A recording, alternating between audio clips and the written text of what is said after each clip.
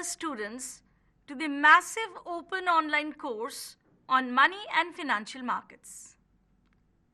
In our second edition of the international stock markets, we are going to deal with this second module of international stock markets today.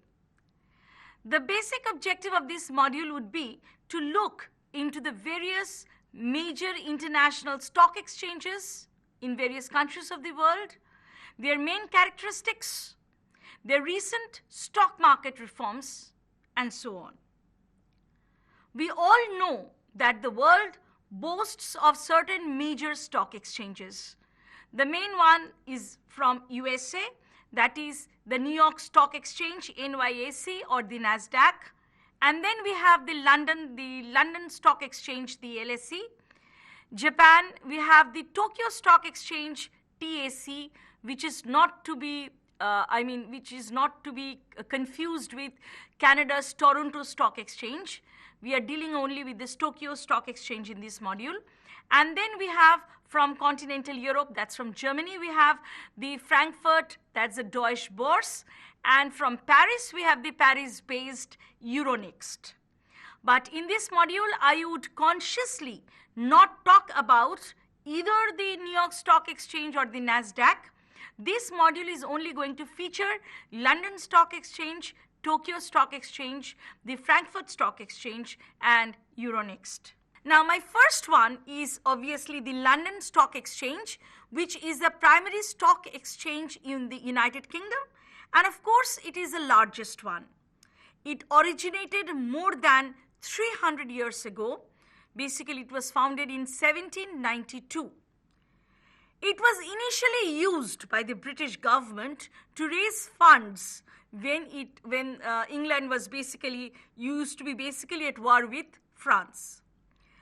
The regional exchanges were merged in 1973 to form the Stock Exchange of Great Britain and Ireland, which was later renamed as the London Stock Exchange, or the LSE. Now we have also the Financial Times Stock Exchange, the FTSE 100 Share Index, which is also called FTSE, is the dominant index in this exchange.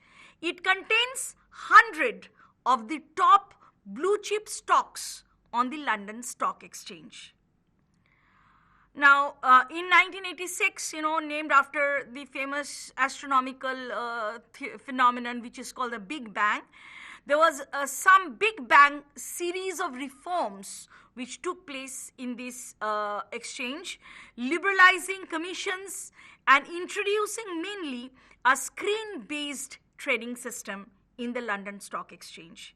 And this basically paved the way for foreign ownership. Now, currently, if you look at the state, it lists around 2,900 stocks, depository receipts and bonds, and of course, it's the largest market in Europe. And if I go back to 2003, we find that around 445 companies from over 60 countries are trading in the London Stock Exchange. Amongst them, there are obviously around 60 US companies. The London Stock Exchange is physically located in the city of London.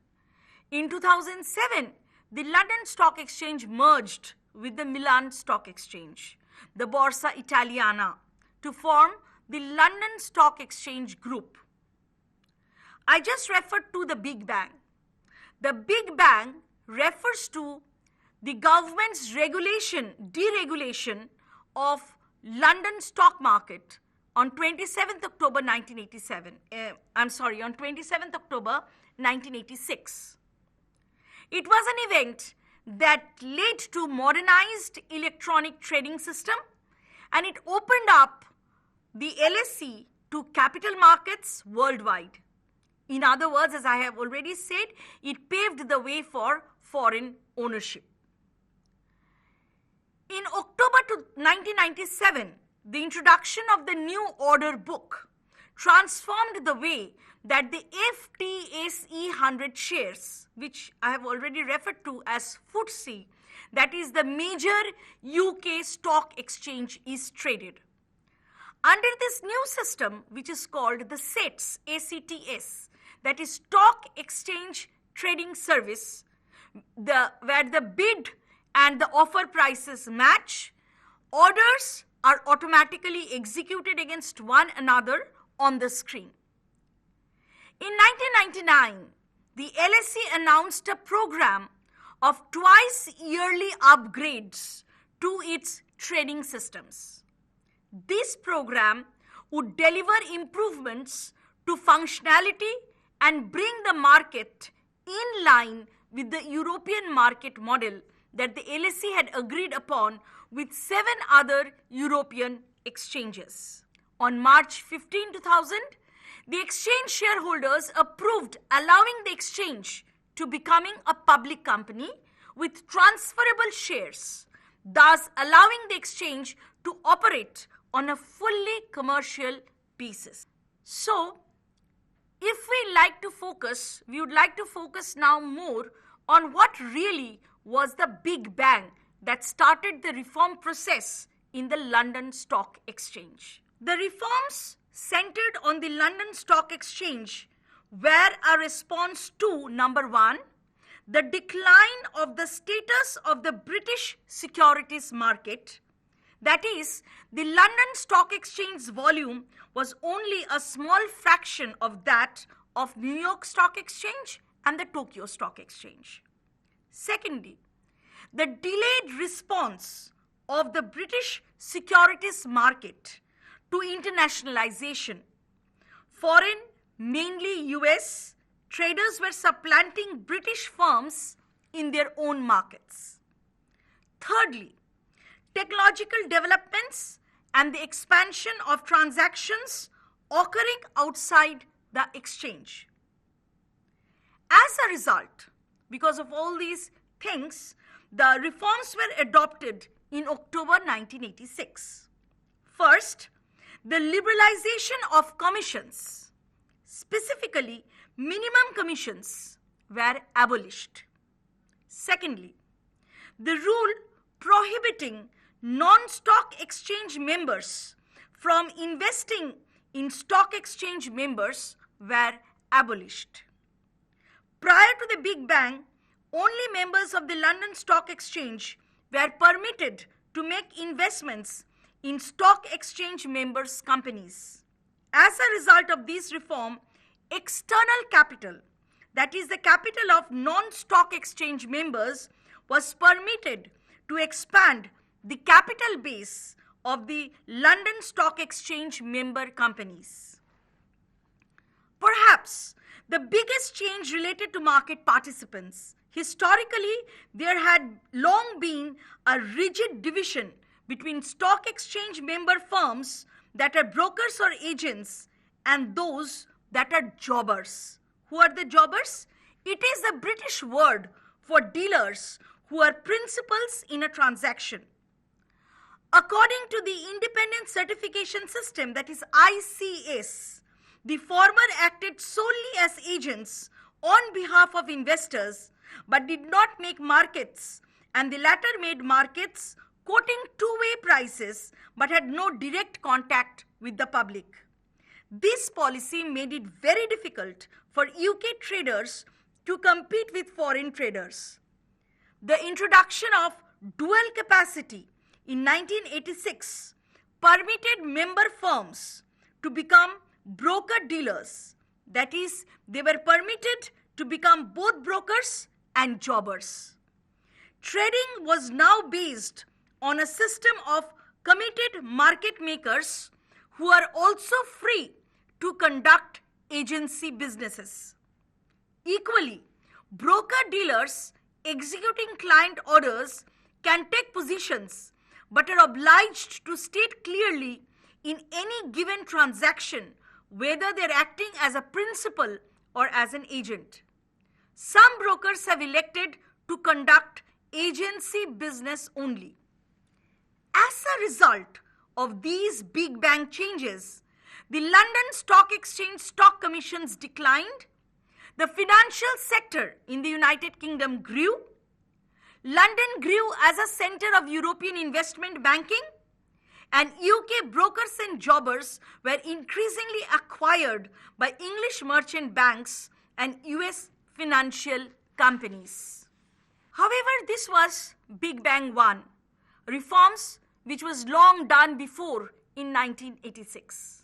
However, the City of London's attractiveness seems to be dwindling now also, as tech and high-growth companies look elsewhere to raise capital, and established FTSE stocks consider listing overseas. This seeming decline in London's attractiveness comes on top of the post-Brexit challenges faced by the financial service sector.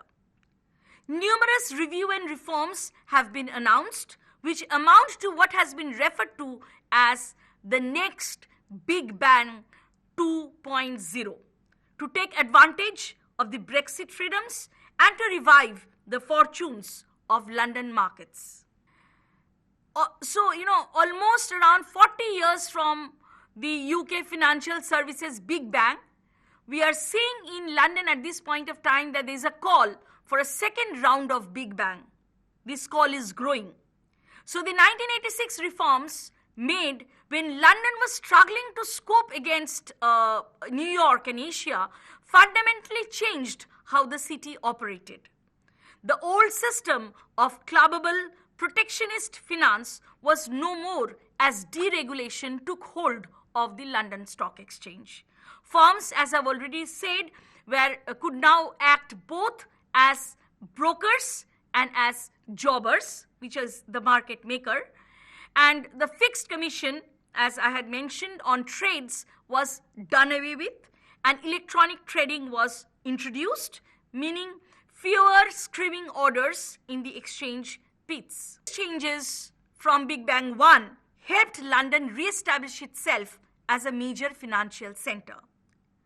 Now, at a time, this particular time, when critics are saying that London is once again losing its edge, the stage has to be set for something similar to be again launched. However, there are fundamental contextual differences.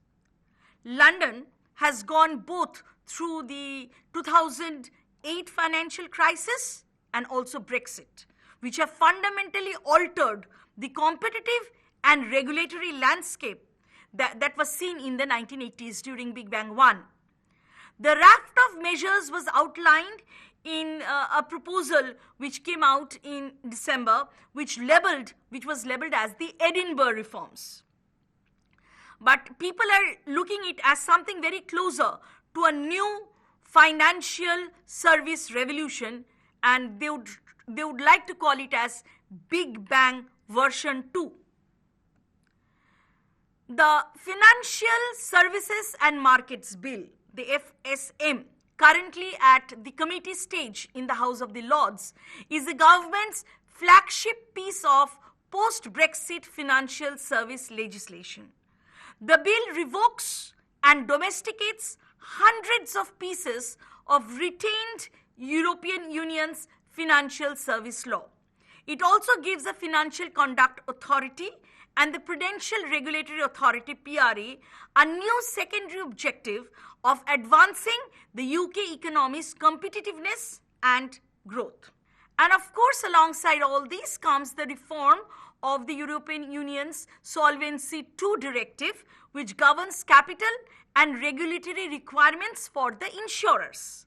And the aim of this new domestic regime, which is known as Solvency UK, is to boost UK investment in long-term illiquid asset through loosening capital restrictions. Now, these Edinburgh reforms, or Big Bang 2 as I would like to call it, the most important part of these reforms, there is a list of reforms that has to be undertaken, but the most important ones I have picked up and I'm going to explain. The most important one is that of freeing up capital.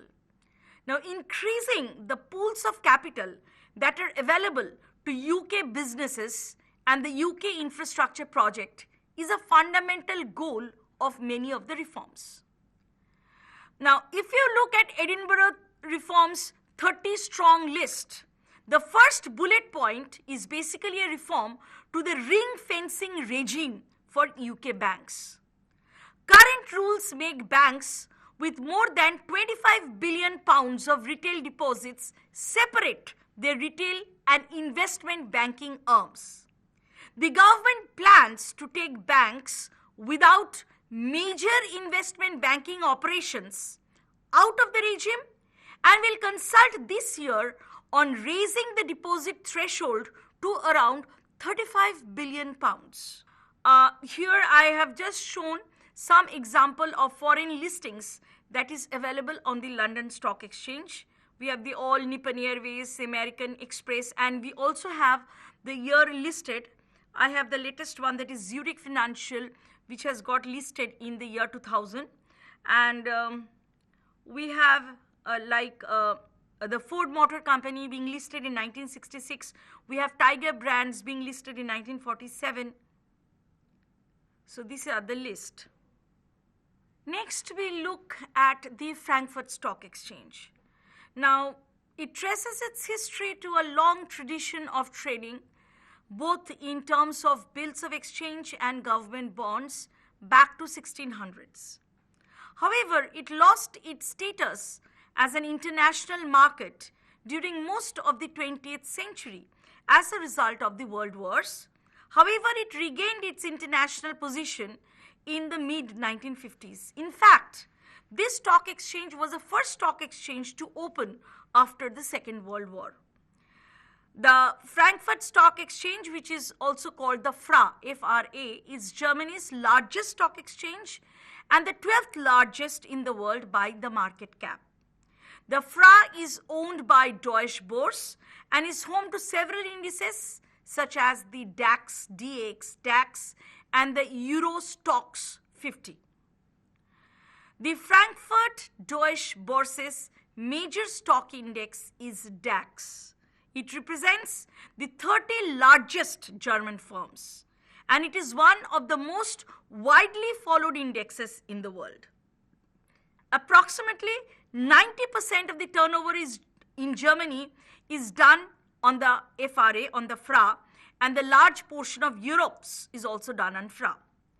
Germany is the largest economy in Europe and the 4th largest in the world. So obviously, Frankfurt Stock Exchange is something to really talk about. As of May 2020, the FRA has a market cap of approximately around $1.7 trillion. The two main trading venues on the FRA are called XTRA, XCTR is Zetra, which is Exchange Electronic Trading, and then we have the Börse Frankfurt. Now, let us try to understand the Frankfurt Stock Exchange, which is also called the FRA. The beginnings of this stock exchange, Frankfurt Stock Exchange, can be dated back to trade fairs during the medieval times in the 11th century. By 1500s, Frankfurt had become a bustling city with active trade and many financial services. In 1585, merchants in Frankfurt decided to establish a stock market to set regulated currency exchange rates for trading purposes. This is considered to be the beginning of the Frankfurt Stock Exchange. The Frankfurt Stock Exchange offers two trading venues. One is Zetra and the other is Börse Frankfurt. Now, much of the profits of the exchange comes from Zetra, particularly through its trading system, which has allowed an influx of foreign investors to enter into the exchange. And Zetra also offers trading of German stocks and exchange-traded funds, the ETFs. It also affords increased flexibility for seeing the order depth. Zetra was one of the first global electronic trading system, and it now accounts for more than 90% of all stocks that trade on the Frankfurt Exchange. and 30% of all exchange traded funds in Europe. If I talk about the latest number of shares and ETFs that Xetra trades, Xetra approximately trades around 1,000 shares, around 1,800 exchange traded funds, that's the ETFs, ETCs, exchange traded commodities, and ETNs, the exchange traded notes. It also includes 170 participants from 16 different countries, and it is generally open from 9 a.m. in the morning to around 5:30 p.m. in the evening. While the Borse Frankfurt focuses on German and international securities, FRA employs specialists on the trading floor to tend to these trades. Borse Frankfurt has the widest range of securities, which includes around 11,500 shares, 29,500 bonds, 1,500 ETFs, 2,800 funds, and 1.37 million securities and warrants. And if you look at the timing of the Borse Frankfurt, it is open from 8 a.m. to 8 p.m. Now, as I have already said, that the most important index of the Frankfurt Exchange is the DAX, the Deutsche Aktien Index. Now, DAX. DAX is an index on the Frankfurt Stock Exchange that consists of 30 blue chip German companies which are taken from Xetra. It is one of the most followed and viewed indexes in the world with a market cap of around $1.4 trillion. It is the German equivalent of the Dow Jones Industrial Average, DJIA, that we see in US, and the DAX index was created in 1988 and accounts for approximately 75% of the market cap on the Frankfurt Stock Exchange. The index weightings on the DAX are calculated by using a free float methodology for the market cap and a measure of the trading volume. Because the DAX is weighted, the larger companies will have more of an impact on the performance of the index. To be eligible, a company must trade 15% or more of its market cap publicly, or it should be listed for at least 3 years and represent the German economy. The companies on the DAX are some of the largest and the most well-known companies in the world. It includes Volkswagen, Adidas, Daimler, that's the Mercedes, Deutsche Bank, Siemens, Merck, BMW, Allianz, and Bayer. We next focus on another trading stock exchange in continental Europe, that is Euronext. It is a Paris-based holding company. It was formed in September 2000 by the merger of the Amsterdam and Brussels exchanges and Paris Bourse. Added with it was the Lisbon Exchange and the London International Financial Future Exchange, which is called LIFFE in 2002. Euronext has created a cross-border electronic market for European and international equities and bonds. Approximately 1,500 companies, they trade on Euronext, and this is currently Europe's the next or the second largest exchange after FRA. Euronext's major stock exchange is the Euronext 100, representing the 100 largest European companies. As I have already said that since Euronext was formed with the merger of 3 national European exchanges, it also acquired the Paris, Amsterdam, and the Brussels, and it also acquired the Portuguese Stock Exchange and LIFFE, the LIFE, expanding its offering to include equities, exchange-traded funds, warrants and certificates, bonds, derivatives, commodities, indices. We have the headquarters of Euronext in Amsterdam. The major offices are in Brussels, London, Lisbon, Dublin, Oslo, Milan, and Paris. As of 2021, Euronext listed 1,900 issuers, representing more than 6 trillion euros in market capitalization. Some of its more notable benchmark equity indexes include AEX in Amsterdam, BEL 20 of Brussels, CAC 40 in Paris, PSI 20 in Lisbon, and Euronext 100, a pan-European blue-chip index. The trading members of Euronext includes investment banks, retail banks, brokers, independent trading firms, liquidity providers, market makers, and local brokerage firms. Euronext also provides its listed companies with a variety of services to address their needs. And this includes services in two broad categories. One is investor relations and communications, and the second is government and compliance. Under investor relations and communications, Euronext provides advisory on environment, social and corporate governance practices, helping to attract new investors and improve the company's profile in the market.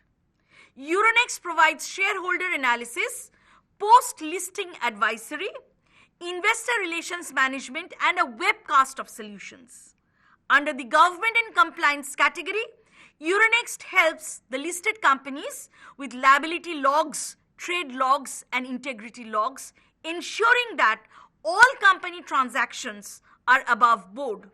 It also helps companies comply with the European Union market abuse regulations and provides solutions for the board.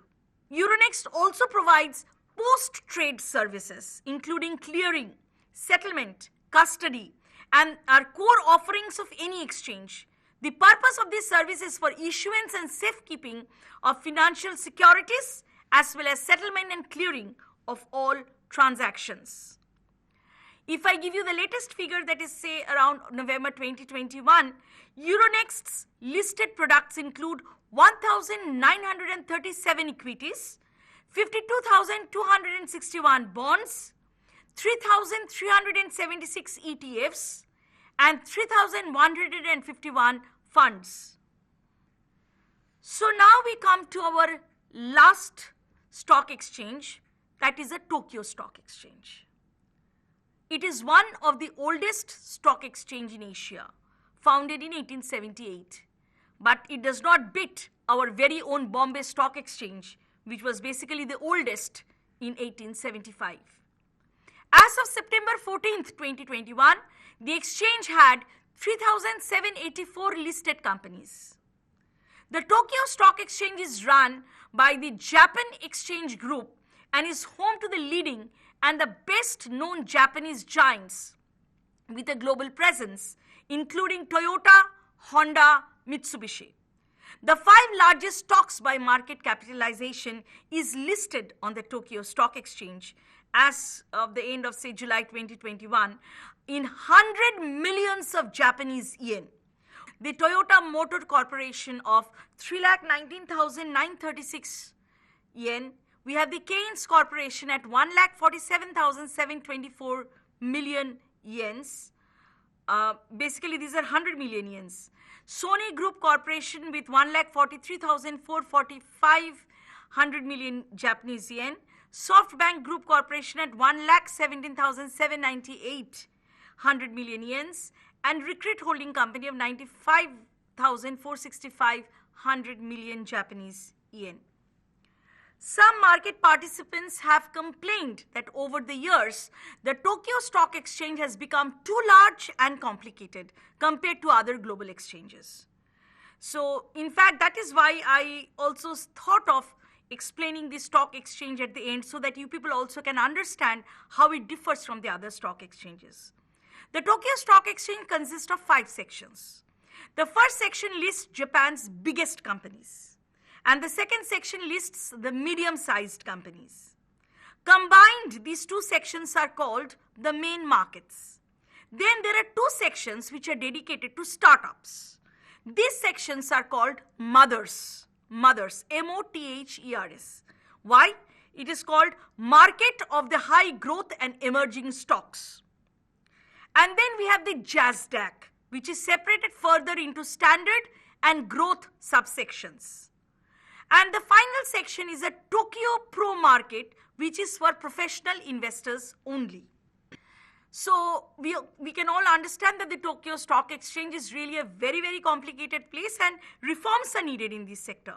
So to complicate matters, each of these Tokyo Stock Exchange sections has its own listing requirements.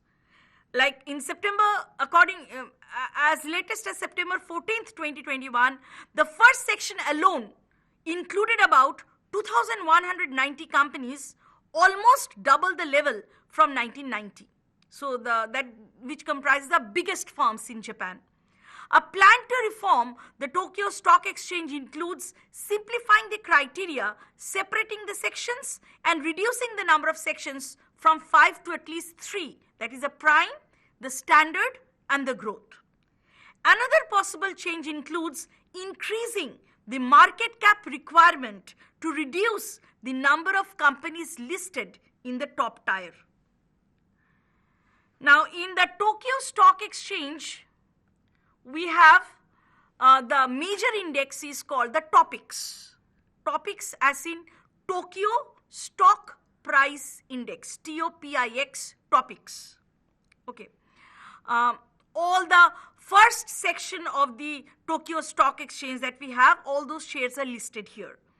The section for foreign stocks was opened in 1973 when the Tokyo Stock Exchange pushed to become an international exchange. By 1993, 120 foreign companies were listed on the Tokyo Stock Exchange. However, through delisting since that time, 32 foreign companies remain, and of these 14 are from US and 7 are from Germany. So obviously we do wonder why this delisting takes place. The delisting took place. Anyway, so these are all the things that we had on offer from all the major stock exchanges of the world, apart from the New York Stock Exchange and NASDAQ, which will come up in the next subsequent module. Thank you.